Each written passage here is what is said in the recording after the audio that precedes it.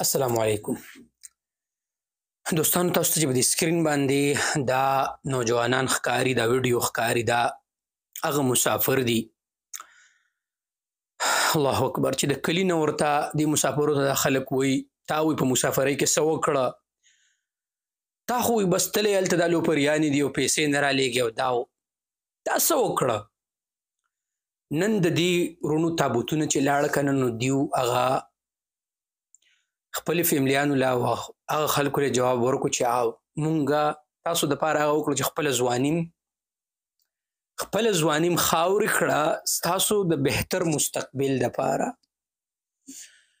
یقین وکړئ ما چې کله دا جنازې وکتې چې دا د یو فیملی د یو مشواني چې کوم قوم دی د هغو نه دا خلک دی، دا هلکان دي، نو یقین وکړئ چې زما سره الفاظ نشته، خو الله رب العالمین دې زمونږ دې وروڼو ته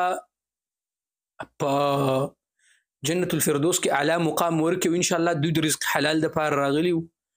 او الله رب العالمین د دوی والدینو ته او د دوی بچو ته صبر جمیل ورکړي.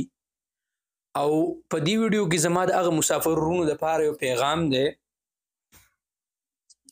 چې کم کله تاسو ډریونګ کوئ نو د خدای دپاره تاسو کوشش کوئ چې ډریونګ په احتیاط سره کوئ، ډېر د ځان خیال ساتئ، هغه مسنون دعاګانې چې کوم د نبي صلی الله علیه وسلم نه دغه دي منقول دي هغه تاسو دعاګانې په ځان باندې وایئ او د خپل ځان ډېر زیات خیال ساتئ. په اخر کې بیا یو ځل دعا ګویم چې الله پاک دې وروڼو ته جنت الفردوس کې اعلی مقام ورکړي او الله رب العالمین د دوی لوحقینو ته صبر جمیل ورکړي او الله رب العالمین دې د ټولو مسافرو